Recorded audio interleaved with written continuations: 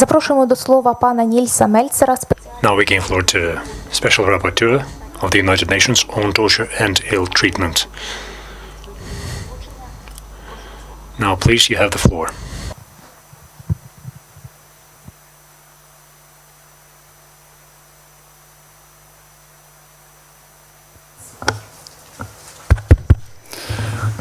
Good afternoon, ladies and gentlemen. It is a pleasure to be here. From May 20th to June 8th, 2018, my team and I visited the Ukraine in order to assess the prevailing situation and challenges in the country concerning the prohibition of torture and other cruel, inhuman, or degrading treatment or punishment. I would like to express my sincere appreciation to the government of the Ukraine for the invitation to conduct this visit and for the excellent cooperation I enjoyed during the visit. I thank the government for the many meaningful official meetings held with various relevant authorities. I also wish to thank the United Nations Human Rights Monitoring Mission in Ukraine for the assistance provided throughout the visit.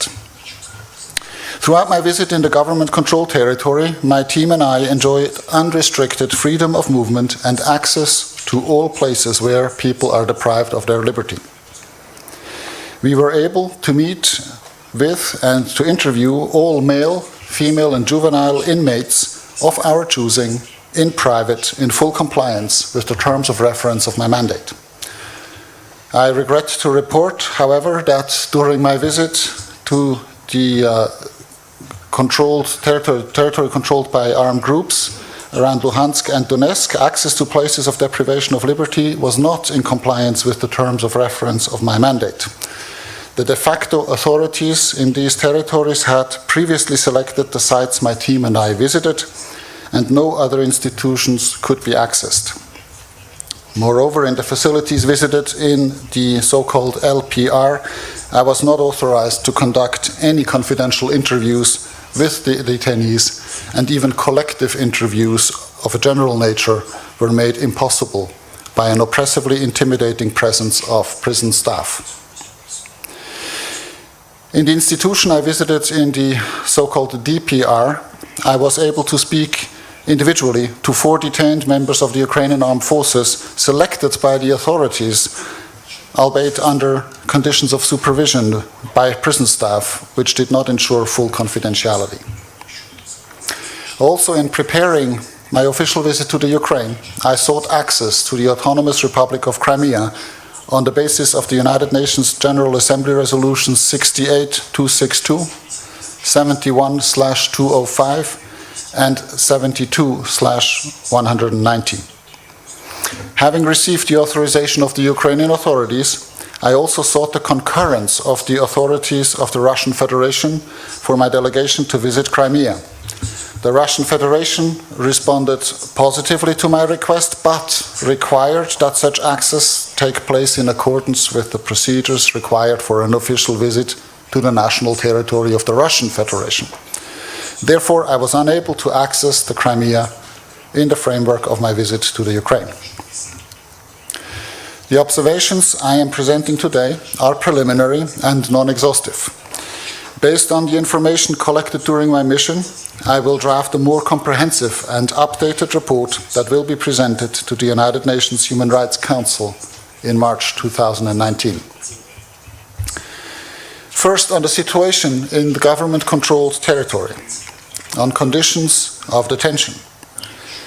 In the course of my visit, I received numerous complaints from detainees about the perceived excessiveness of their pre-trial detention, which was reported to last up to 6 years and more, and about the absence of effective judicial action taken on the part of the adjudicating authorities. I therefore urge the judicial authorities of the Ukraine to apply measures and sanctions alternative to detention to the maximum extent permitted by existing law. The overall conditions of detention we observed were generally acceptable, and efforts to renovate and modernize some centers, in particular various ITTs or ITTs, can be noted. However, most of the detention infrastructure is very old and in dire need of renovation or replacement. some cells and pavilions we visited had poor sanitary conditions. In most CISOs and colonies my delegation and I visited, there was no overcrowding. However, the official capacity of detention places appears to be calculated on the basis of available beds rather than available space per inmate, which in some facilities resulted in available surface areas as small as 2 square meters or less per inmate, in clear contravention to international standards as reflected in the Mandela Rules. All detainees reported to receive 3 meals a day, although in most places the food was described as inedible. As a consequence, most inmates relied on supplementary food they received through family parcels. I am pleased to inform that the conditions in the guard room of the Southern Territorial Administration of the Military Service of Law and Order are fully compliant with international standards. Cells were adequately lit and ventilated. The quality and quantity of the food seemed satisfying. Detainees had access to basic hygienic products, and the relationship between detainees and guards seemed correct. I strongly recommend that the Ukrainian authorities commit the funds necessary for the successive renovation and/or replacement of outdated detention facilities and to ensure nutrition, space, ventilation, and hygiene in accordance with international standards. I noted with concern that throughout the Ukraine, adolescents from 14 to 18 years old are accommodated in the same institutions as adults under inadequately harsh conditions. I therefore strongly recommend that the Ukrainian authorities introduce alternative regimes and separate institutions for juveniles, keeping in mind that detention of juveniles must always remain a measure of last resort. Where detention is absolutely necessary, the government should ensure that all juveniles benefit from regular family contacts as well as educational and recreational opportunities. On access to health, my team and I are particularly concerned by reported shortcomings in the access to medical care in the penitentiary system. We have noted that specialized medical services were not always available, and despite a high prevalence of drug addiction, special treatment for drug addiction is either lacking or terminated upon entry into a detention facility. The procurement of medication for prisoners with HIV and multi-resistant tuberculosis seemed adequate for sentenced detainees, but difficult to access for pre-trial detainees. Despite existing regulations, medical staff was reported not to inquire about injuries or probe further for explanations. Many medical personnel are unfamiliar with the manual on effective investigation and documentation of torture and other cruel, inhuman, and degrading treatment or punishment, the so-called Istanbul Protocol. And in some places of detention, they do not consider it their duty to question whether injuries observed on detainees may have been the result of torture and ill treatment. I therefore call on the authorities of the Ukraine to allocate adequate resources to prison health services and to ensure that medical services in detention centers are under administration of the Ministry of Health, and that all medical staff receives a training on the Istanbul Protocol. I also call on the authorities to consider introducing effective drug replacement therapy in the detention centers. I now move to the issue of allegations of torture and ill treatment. Despite improvement in the recent past, violence by law enforcement agencies seems to be structural and impunity widespread. The forensic expert who accompanied my visit conducted a number of medical examinations of inmates which confirmed physical injuries consistent with their allegations. My team and I received numerous allegations of torture and ill treatment at the hands of the police, including against juveniles as young as 14 years old, almost always occurring at the time of apprehension and interrogation. Most inmates reported that such treatment was used to intimidate them or to force them to confess an alleged crime. In addition to threats and insults, police forces reportedly resorted to kicking and beating, used suffocation techniques, most notably by placing bags over the heads of the detainees, suspension, and prolonged stress position. Numerous inmates also reported having been electrocuted and in some cases subjected to mock executions. Several detainees showed signs of depression and post-traumatic stress disorder, and some still displayed visible marks of ill treatment and torture. Others reported having been subjected to techniques of torture specifically designed to leave no marks. I have noted with satisfaction that efforts have been taken by the government to avoid unnecessary, prolonged police custody.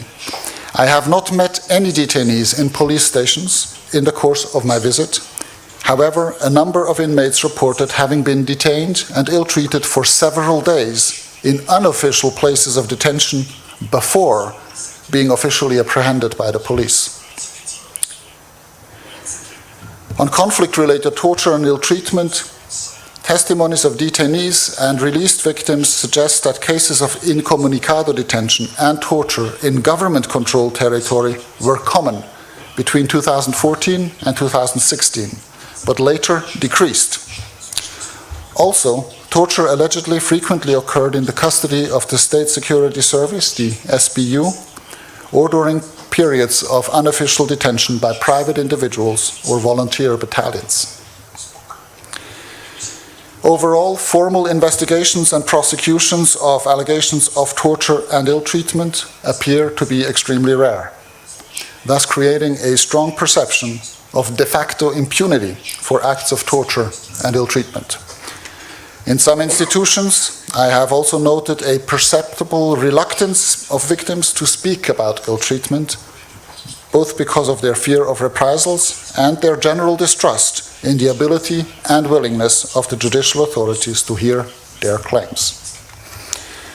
The inmates who filed a complaint of acts of torture with the Office of the Prosecutor reported that law enforcement officials intimidated them or their relatives, pressuring them to withdraw their complaints. I also note with concern that in some cases, medical and judicial records of detainees seem to have been tampered with in order to conceal any evidence of torture or ill-treatment. This is particularly true for the documentation of physical injuries, which is not undertaken in accordance with the international standards set forth in the Istanbul Protocol. I therefore strongly urge the Ukrainian authorities to take all necessary measures to prevent any form of complacency with or impunity for torture and other ill-treatment, most notably by ensuring that all relevant allegations are promptly, impartially, and transparently investigated by a body independent from the executive branch and with no other institutional or hierarchical connection to the alleged perpetrators.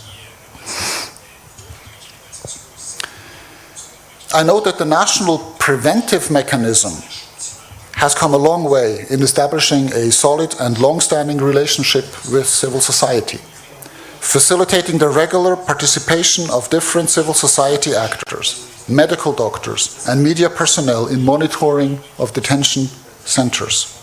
I therefore call on the recently appointed ombudsperson to maintain this best practice and facilitate the accreditation of civil society actors previously engaged in monitoring tasks, for regular monitoring of places of deprivation of liberty is one of the most effective measures to prevent torture. I now move to the territory controlled by armed groups. Although I was authorized to access colonies number 19 and 24 in the area of Luhansk, both facilities had been pre-selected by the de facto authorities. The conditions under which I had to undertake the visit were not in accordance with the terms of reference of my mandate and do not allow for a comprehensive assessment of the conditions of detention. My team and I could perceive an oppressive climate and an over-securitized framework, The disciplinary regime was very strict, resulting in an overall climate of fear. Due to the impossibility of interviewing detainees confidentially, we had to rely upon information provided by released detainees or prisoners transferred to the government-controlled territory who reported the conduct of violent searches in those places of detention by external special forces and insufficient medical care, particularly regarding specialized treatment. The quality of the food was most often assessed as extremely poor and the quantity as insufficient. In Donetsk, I was able to obtain limited access to the pre-trial detention facility number 5, the CISO, in Donetsk city. The conditions under which I was allowed to interview detainees did not ensure full confidentiality, and I was therefore not able to appropriately assess the situation due to protection concerns. The collective cells I was allowed to visit were narrow, poorly ventilated, and did not provide adequate hygienic conditions. Overall, the infrastructure of the building was very old, comparable to some of the oldest places in government-controlled territory. I regret that many of the interlocutors I requested to meet in Luhansk and Donetsk were not available for a meeting. I was therefore not able to conduct a proper and meaningful assessment of the legal and procedural safeguards in place. It is with the utmost concern that I take note also of the recent introduction of a system of preventive or administrative arrest in those areas. Essentially, a regime of incommunicado detention, which can be extended up to 60 days without any access to a lawyer or the outside world. Let me make clear that any form of incommunication detention is clearly incompatible with the prohibition of torture and ill treatment and must be halted at once. I also received several reports that detainees who have completed their sentence in the territories controlled by the armed groups could not be released due to the absence of the required judicial authorizations. I also received several inquiries from detainees as to the possibility of transfers into the government-controlled territory. I therefore encourage the Ukrainian authorities, to the maximum extent possible to them, to facilitate any pending judicial proceeding or other measures to allow the concerned detainees to serve their sentence in the government-held territory where they have their families. On allegations of torture and ill treatment, I was able to interview individuals detained by armed groups and released to government-controlled territory following the 27th of December simultaneous release under the Minsk agreements. These interviews provided some insight into the methods of torture used in the so-called DPR and LPR.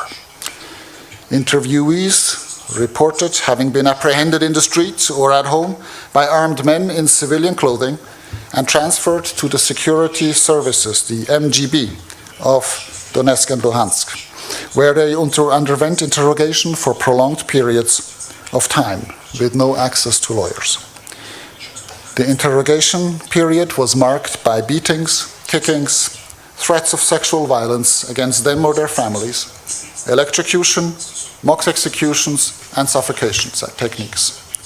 Civilians who regularly cross the contact line appear to be at high risk of being arbitrarily arrested and subjected to torture.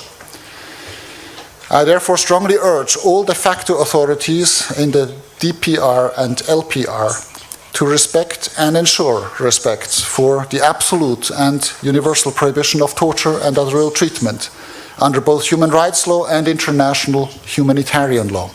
I also strongly encourage all de facto authorities to permit regular international monitoring based on the principles of unrestricted and unannounced access to all places of detention and complete privacy of interviews with all inmates.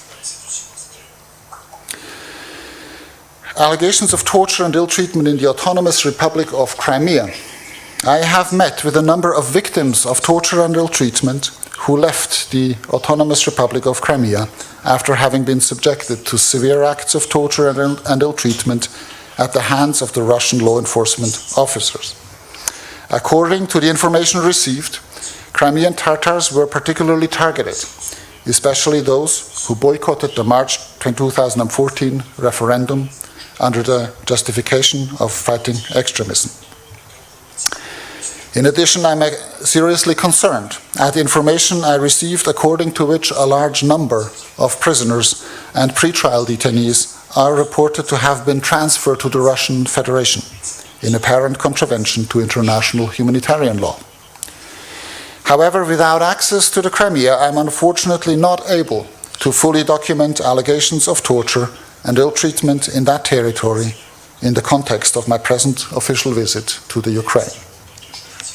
I therefore urge the Russian Federation to take all measures necessary to ensure the protection of all residents of Crimea in accordance with international law, and in particular to prevent any discriminatory measures and practices, arbitrary detention, torture, and other cruel, inhuman, or degrading treatment or punishment. I further urge the Russian Federation to ensure the prompt and unimpeded access of international human rights monitoring missions and non-governmental organizations to Crimea. I thank you very much for your attention.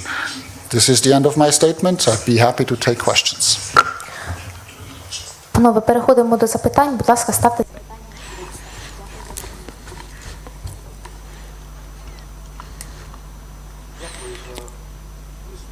Thank you for a very detailed and substantial report.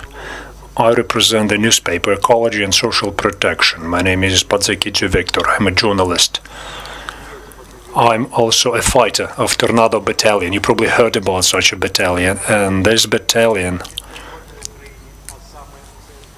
is in Ukraine, is in Kiev, and is spending serving time in SIZO. And they have been tortured for 3 years already. So, before asking another question, I want to hear from you. Have you heard about volunteer battalion called Tornado? One of these battalions was helping to protect Ukraine from Putin's encroachments. Mentioned to me, but I'm not intimately aware of the details. З вашого дозволу я вам With your permission, I will hand over these documents. We sent it to your office already officially, but just for everybody to see, I want to hand this over. This is partially in English also, and this is about tortures and ill treatment and the names of victims. And if you have time and desire to meet after the conference, because we have 2 members of Tornado Battalion outside, and they're not in incarceration, but they're here, so they want to meet you, and they'd like to talk to you. Thank you.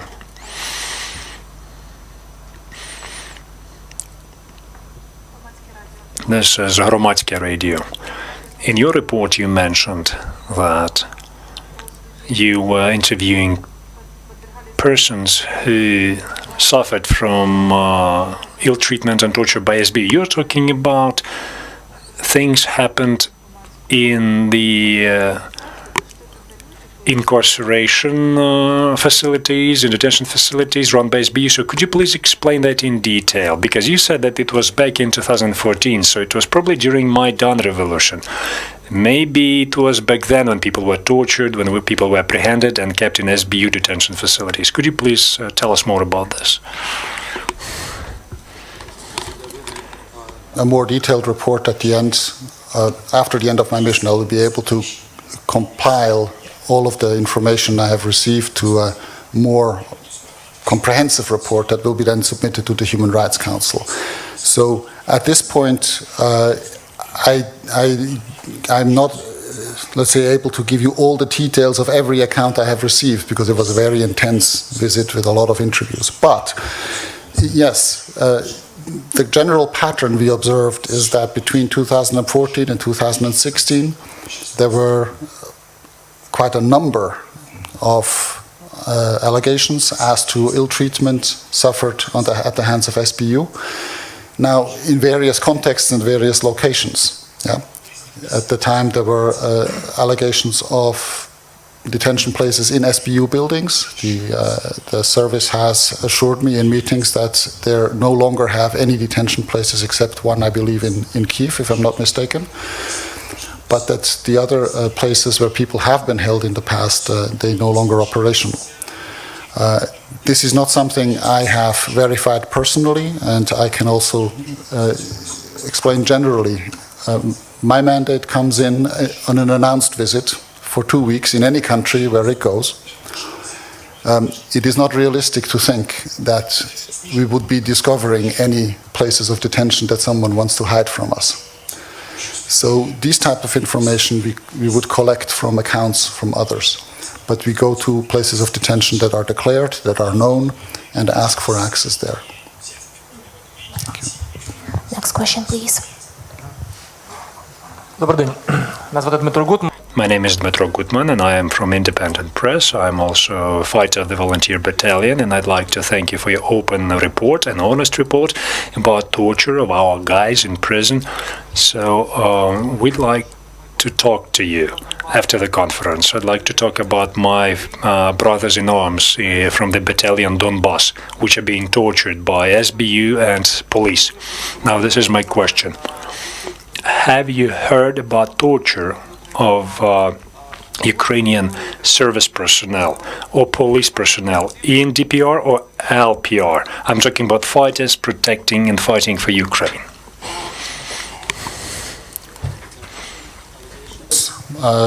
Yes, there have been allegations. Most allegations of ill treatment also relate to the period as over here on this side of the contact line, 2014, 2016. It is very difficult for me to make conclusive observations as to what exactly is the situation now on the other side, because I was not able to have free access to the places I wanted to visit. I was not able to conduct completely confidential interviews.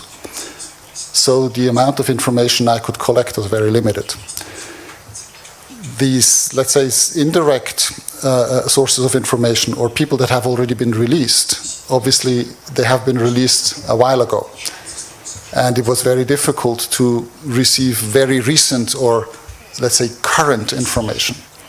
So yes, I have heard accounts, but most of them date back at least to December or further back in time.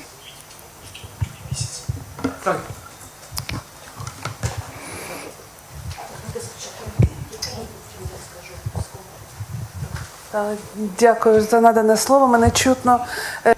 Thank you. I am very grateful, Nils, for coming here, for dealing with this issue. I'm a journalist of the Memorial publication, and I'm also the chairman of the Committee for Liberation of Political Prisoners. So I know very well about torture, I know very well about the cases of violation of human rights. I know very well about torture that takes place in detention and against public activists who are trying to defend those political prisoners. We know that very well. Unfortunately, your visit was structured in such a way where we couldn't find you. We did not know how to give you information and actually lead you to the locations where bad things happen. And there are many, both in the uncontrolled territory and in controlled territory, because you mentioned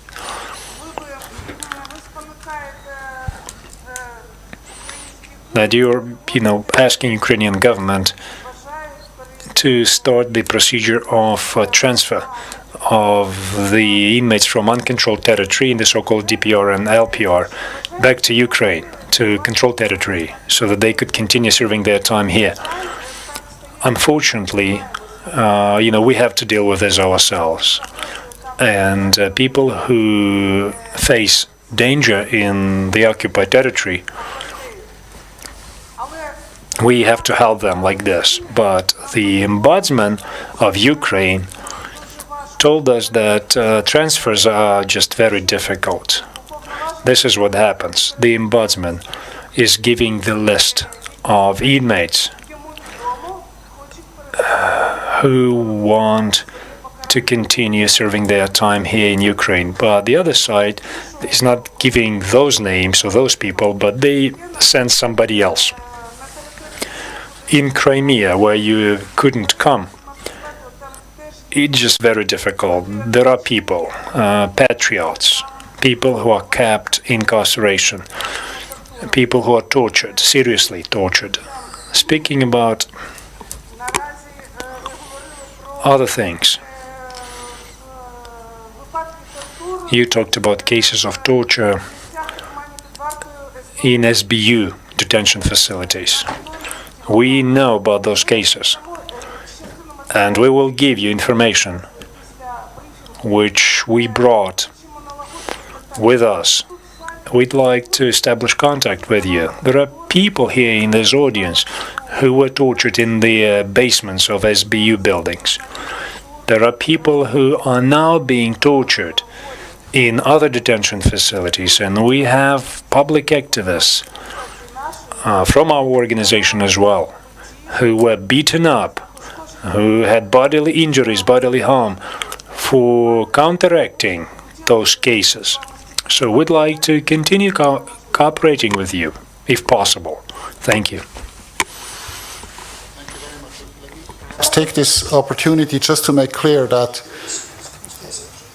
it is always difficult to meet with everybody in a country as big as the Ukraine, with territories controlled by various factions and with so many civil society actors.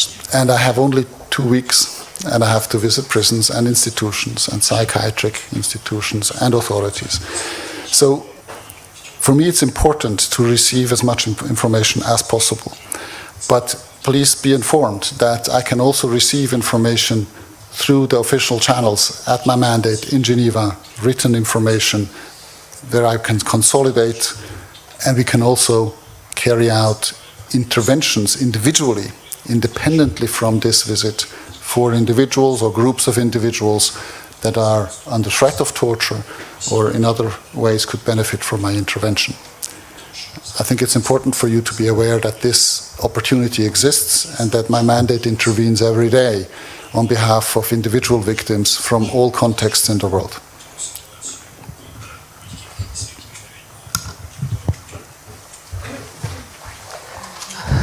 Доброго дня, пане Нільс, мене звати Ліля.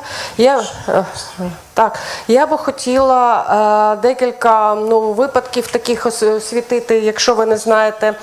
Перше, у нас катування не тільки по в'язницям, у нас катування навіть якщо люди збираються щось... Can you hear me? Can you hear me now? Can you hear me? Can you... 1, 2, 1, 2, 1, 2, 1, 2. So, torture happens everywhere. People are beaten up with batons, people were kicked. I was beaten myself just last year, and I suspect they broke my ribs just because I was protesting. And for about a month and a half I couldn't move, I couldn't walk properly. So people who came from war as disabled, they also received beating. They were taken by the ambulance during the protest. And why we were protesting? We wanted the fighters who came from the war to get the proper identification and benefits that they fought for Ukraine. And also we had another protest at the Parliament building.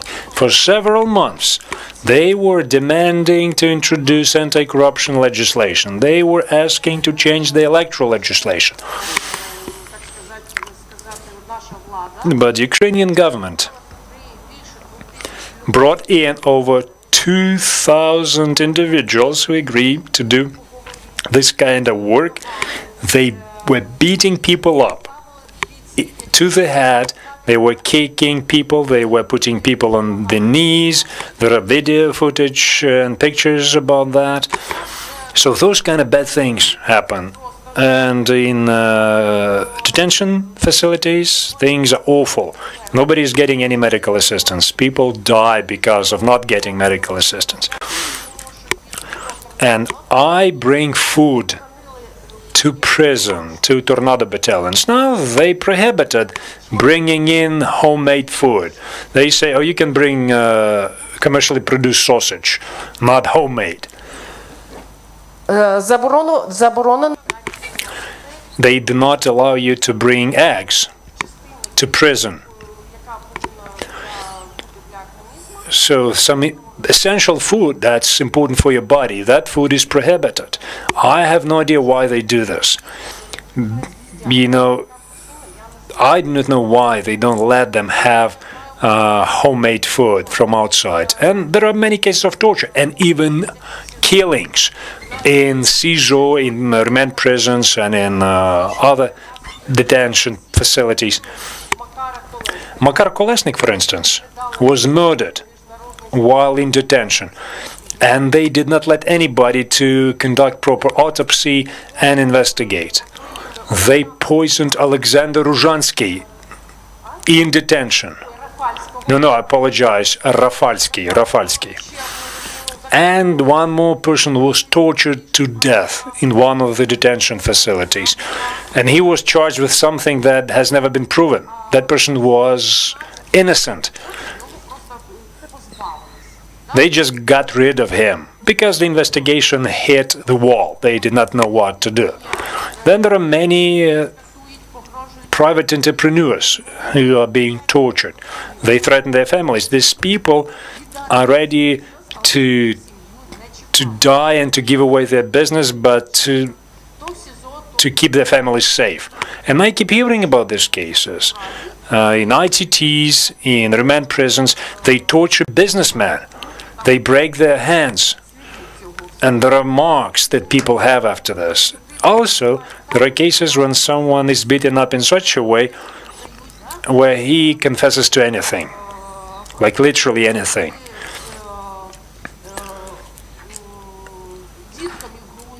And there are people who after beating now have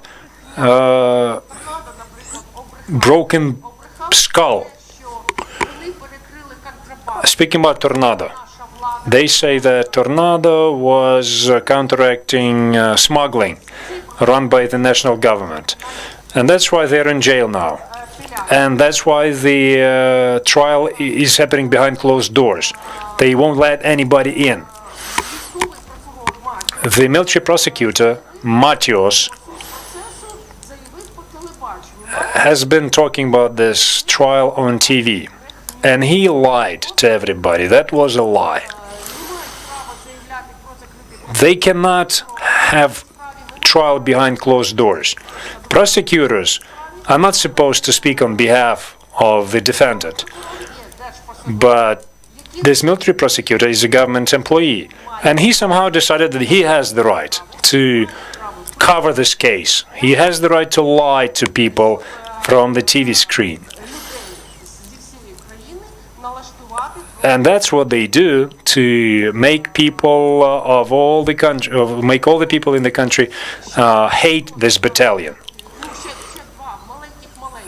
Two other small questions. When ombudsman arrives, people oftentimes complain. They complain about torture. But after that, they are tortured even more. And then people are asking to withdraw that claim. And they write a counterclaim saying that, oh, I lied. Sorry. So sometimes we have situations when people are up for release, but instead of release, they get into the hole. And in winter, it's very dangerous. It can be called a hole or a pit. This is like an open area with snow. People don't get any water when they're staying in the hole. And that is happening in the territory controlled by the government. That's torture. Also, they threaten families. Also, the signing of paperwork is done after torture. That's how it goes. Obviously, they have been extensive, so I cannot respond to everything in detail, but Some of the patterns you have described, I think, are confirmed by my observations. Obviously, I'm not the only actor who can address everything, but I believe that some of the things you said, I share those concerns. Others I have not observed personally. I have to say that I have not received any allegations of torture happening once someone is in a regular prison today. There has been a different period a couple of years back. So this is simply what I have observed now, which is also preliminary. But I would also, again, invite you, if you have substantial information, please submit it to my mandate. I have an official email address where we receive and compile information and can also take things into account for our more detailed report. So, absolutely. Thank you. Доброго дня. Good afternoon. My name is Dmitro Pavlychenko, and I am from Protection of Regular People NGO. Thank you for taking part in this very important mission. Thank you for doing everything to help and solve these problems that have to do with torture and illegal detention or ill treatment. But I am asking you to expand your mission.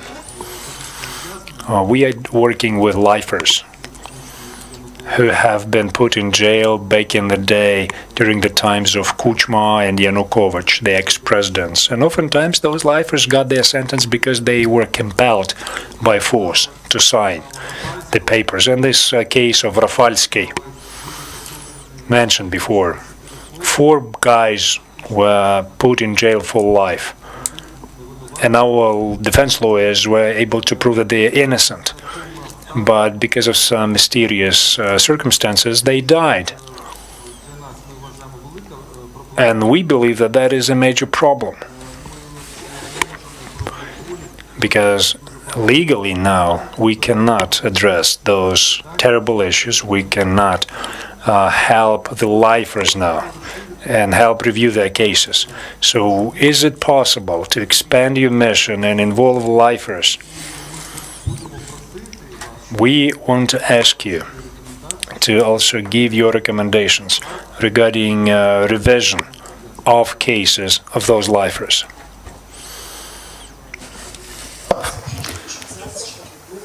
As a matter of fact, in the beginning of my mission, when discussing the legal framework, we have discussed the issue of life sentences, which cannot be reviewed formally, I believe, under the current law, except for the, I think, possibility of pardon. And I have expressed my concern to the authorities with regard to that, even though it was not part of the kind of summary that I presented today.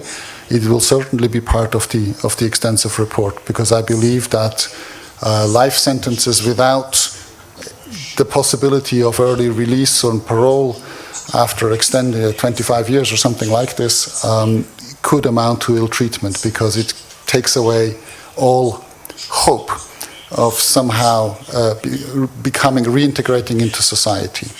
So that is certainly a point I will make, and where I absolutely agree with you. Yes. Thank you for bringing it up. Запитання від Укрінформу. Добрий день, маю. I have 2 questions. Number 1. How many penitentiary institutions you wanted to see in the uncontrolled territory, and what was the reason that they explained you why you cannot see them?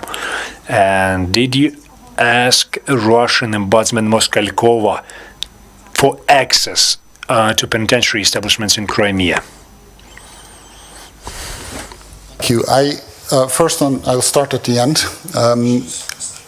As I explained in my remarks, I have asked the Ukrainian authorities and the Russian de facto authorities for access to the Ukraine.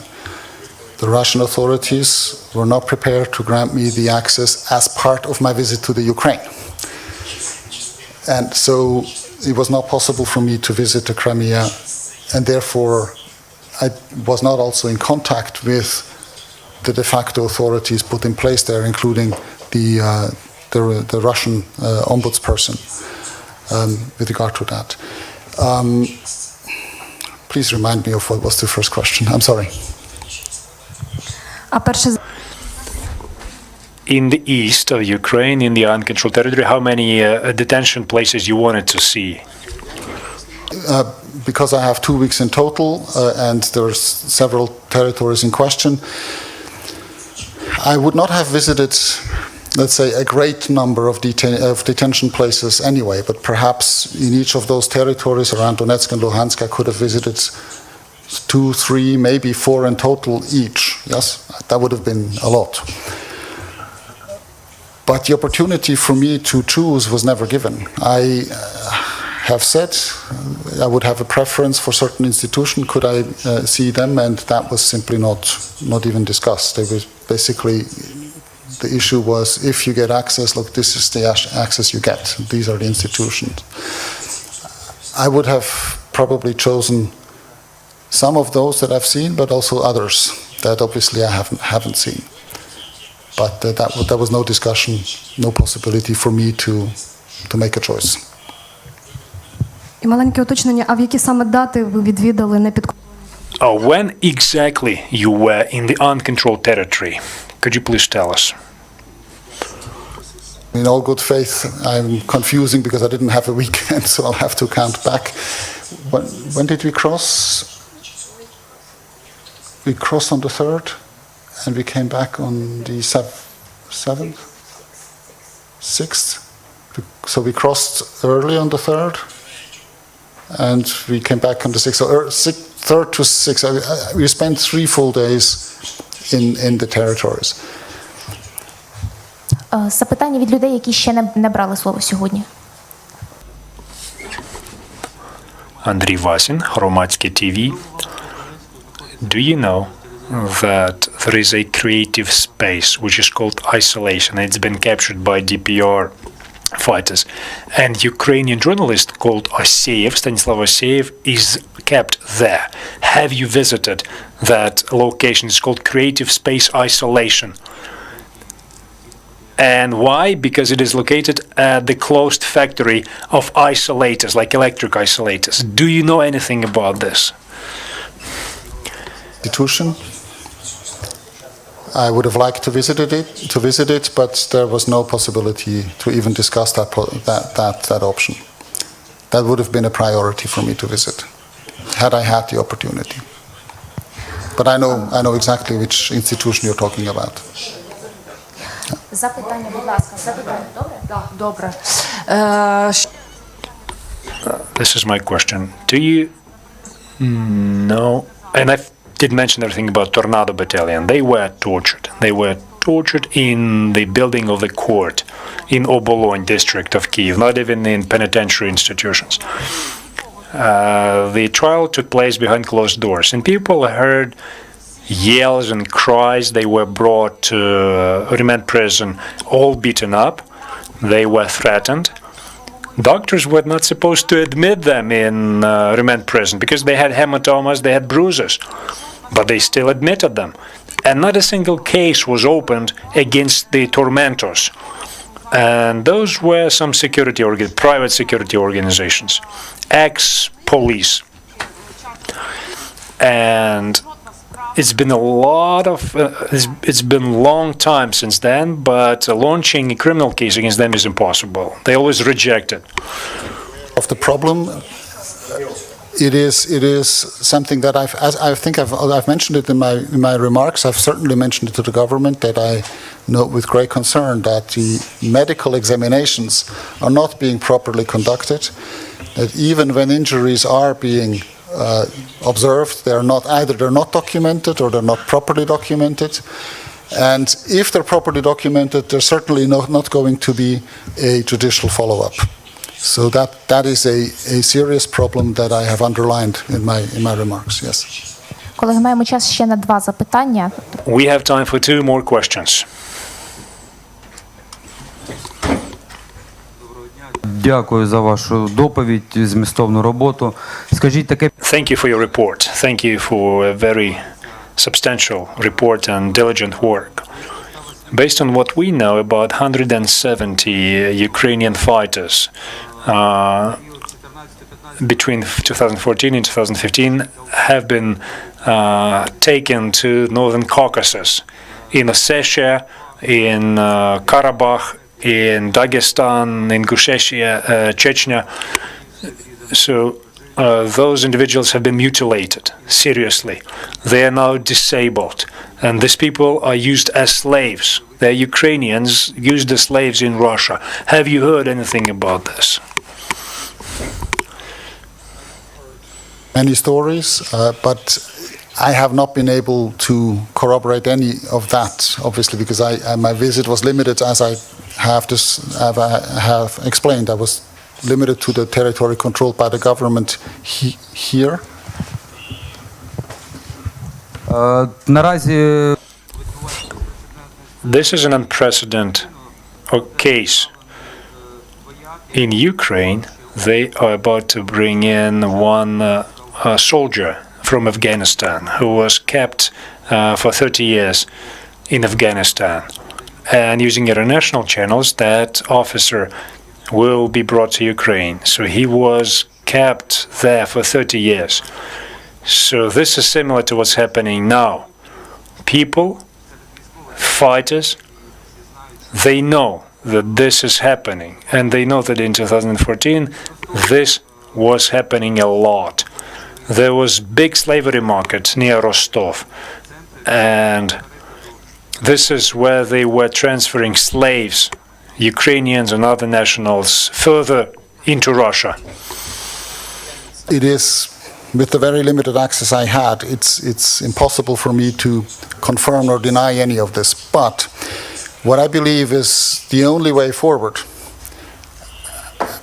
is that as soon as possible we have to have a comprehensive monitoring and visiting mission by international actors on the other side of the contact line, to be able to visit all places of detention, to take the names of everyone who is detained there, and then you can...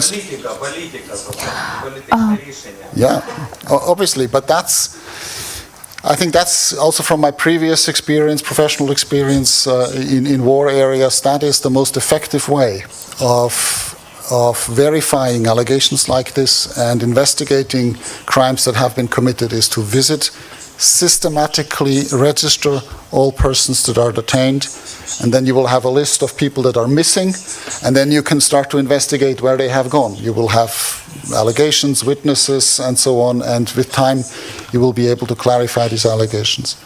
But without a general independent access to all places of detention and all persons still detained there, you can have neither a positive list nor a negative list, and this then gives room to a lot of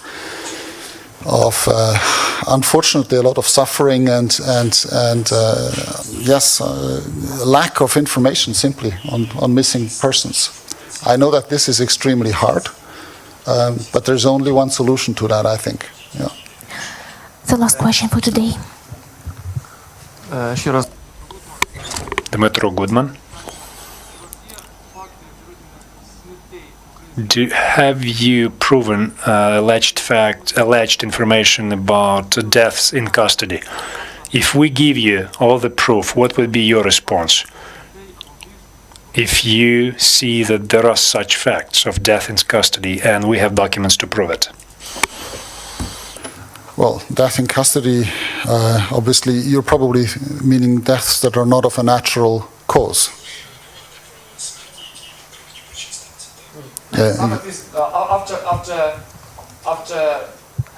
після катувань. After torture in custody. Obviously, that would be extremely important for me to receive such information. If you can also document it, I think there are forensic experts, such as Dr. Jürgen Thompson, who accompanied my mission, who's sitting right here, who can interpret pictures and images and any material you have in order to assert that these are torture-related injuries and deaths. And if we have such information, that is certainly a basis where, with the agreement of the families of victims and so on, I can also make an intervention.